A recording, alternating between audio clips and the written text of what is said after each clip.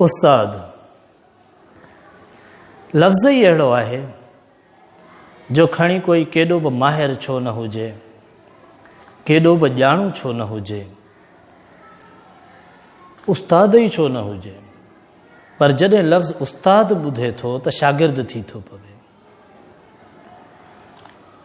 उस्ताद लफ़्ज़ ई अहिड़ो आहे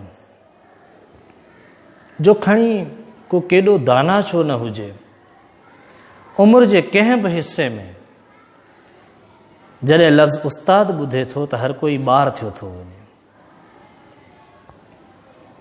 असांजे समाज में बस जो कंडक्टर,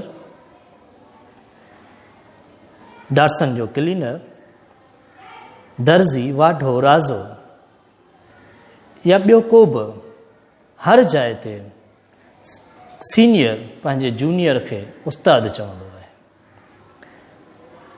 इन ॻाल्हि ते घणाई असांजा उस्ताद अफ़सोस जो इज़हार कंदा आहिनि, पर घटि में घटि आऊं न कंदुसि, छाकाणि जो आऊं सम्झां थो त ईअं करण सां उस्ताद जी अज़मत बुलंद नथी थिए, पर असांजे समाज में कमु कंदड़ पोहरियत, मज़दूर ऐं हुनरमंदनि जी अहमियत ज़रूरु घटिजे थी। सो आऊं इन हक़ जो आहियां त हर सीनियर पंहिंजे जूनियर खे चई सघे थो। हिते ॿी बि ग़लतफ़हमी आहे त उस्ताद असांखे सिर्फ़ु स्कूलनि में मिली सघनि था। न, उस्ताद त तॾहिं बि हुआ जॾहिं स्कूल न हुआ। उस्ताद असांखे ज़िंदगीअ जे कंहिं बि हिसे में, कंहिं बि मोड़ ते, कंहिं बि जाइ ते मिली सघे थो। उस्ताद ज़िंदगीअ जो रुख मोड़े थो ऐं अहिड़ो उस्ताद मिलणु यक़ीनन ख़ुशनसीबी आहे। हिकु वॾी ग़लतफ़हमी इहा बि आहे त उस्ताद उहो आहे जंहिंखे सरकार हिकिड़ो काग़ज़ हथ में पकड़ाए ऐं उन ते हुकुमनामो हुजे त तव्हां हेतिरे पघार ते फलाणी खां फलाणी जाइ ते पढ़ाईंदो। आर्डर जो मिलणु त दर हक़ीक़त रोज़गार जो मिलणु आहे। उस्ताद त तव्हांखे बणाईंदा आहिनि तव्हांजा शागिर्द। स्टूडेंट्स आर दी बेस्ट जजेस। जॾहिं शागिर्द तस्लीम कनि त ही उस्ताद आहे त उहो उस्ताद हूंदो आहे।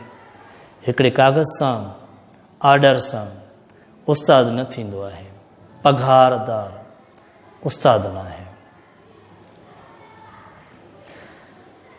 असां वटि त उस्ताद खे भर्ती करण जो बि जेको सभ खां अहम ऐं तारीफ़ लाइक़ु जेको तरीक़ेकार आहे, उन जे मुताबिक़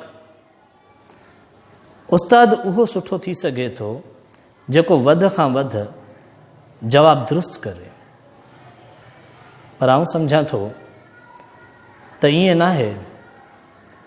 उस्ताद जो कमु सिर्फ़ु जवाबु ॾियणु न, पर शागिर्दनि जे ज़हननि में सवालनि जो पैदा करणु आहे। उस्ताद उहो जेको सवालनि खे जनमु ॾिए, ॿारनि खे सवाल करणु सेखारे। इंसानी ज़हन खां वधीक ॿी का बि शइ ज़रख़ेज़ न आहे ऐं उस्ताद उन जो खेड़ाऊ आहे। उस्ताद उहो न आहे जेको ॿारनि जे ज़हननि में इल्म खे ईअं भरे जीअं कोई मज़दूर ॿोरियुनि में दाणा भरींदो आहे। उहे दाणा खाइजी खपाइजी ख़त्म थी वेंदा आहिनि, पर उस्ताद त उन हाड़ी मिसल हूंदो आहे जेको अनाज खे, धरतीअ खे खेड़े उन में छटींदो आहे ऐं उन पोइ हिकु दाणे मां कई दाणा फुटंदा आहिनि, कणे मां केच थी वेंदा आहिनि। ईअं इल्म जी वाधवीज थींदी आहे।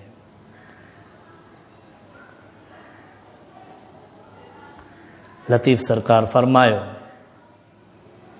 अज आगड़िया आया साऊ के सुजान, लाहींदा मोरियाण रुक करींदा पधरो। तो उस्ताद उहो ई आहे जेको मोरियाण खे लाहे थो ऐं इंसान जे हक़ीक़ी किरदार खे पधरो करे थो। उस्ताद माण्हूअ मां माण्हूअ खे दरियाफ़्त करे थो। उस्ताद उहो जेको 100 सोनार की बि ॼाणे त हिकु लोहार की बि ॼाणे।